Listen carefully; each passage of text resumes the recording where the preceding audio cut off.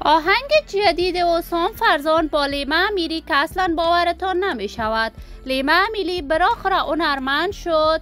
افشای حقایق و رازهای بزرگ لیما امیری در برنامه تازه‌اش در کانادا. لیما امیری در کانادا مصروف چیکار باری است و سعادت وی با آلی انصاری.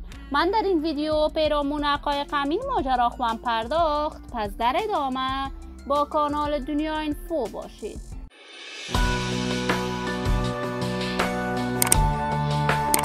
سلام و سلامتی نثار هر یک از شما همراهان خوب کانال دنیا اینفو. برای حمایت از من علامت سابسکرایب را فشار دهید تا ویدیوهای دیگر کانال دنیا اینفو را از دست ندهید.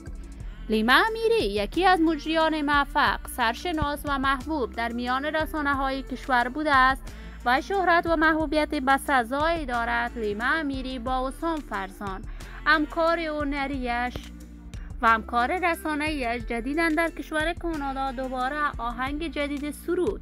هرچند لیما امیری بعد از تحولات سیاسی در افغانستان و کانادا سفر کرد و کاملا از پرده رسانه‌ها به دور بود. جدیداً تصاویر تازه نشر شده لیما امیری از تازه ترین برنامه‌اش که به مناسبت عید قربان نشر شد و مژده سرودن آهنگ دوگانه برای دوستداران و طرفداران صداش را داده است.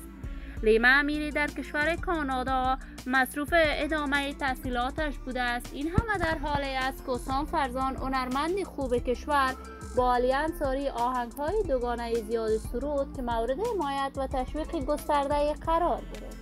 تمامی دوستان و طرفدارانشان رابطه آلی انصاری با حسام فرزان را بیشتر از رابطه هنری می‌دانند و می‌گویند آنها با هم رابطه عاشقانه‌ای دارند. شاید لیما امیری به همین دلیل خواسته با حسام فرزان آهنگ جدید ثبت کند، ولی ما در انتظار نشر تازه ترین کارهای هنری از این هنرمندان موفق و با استعداد کشور خود هستیم.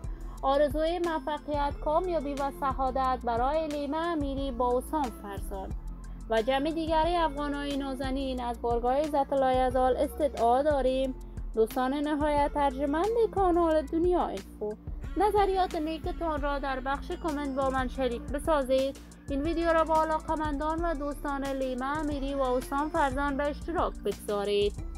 برای عضو شدن با این کانال علامت سابسکرایب را فشار دهید تا ویدیوهای دیگر کانال من را از دست ندهید. تا درود دیگر تمام شما نازنینان را به الله منان سپرده موفق و کامیاب باشید.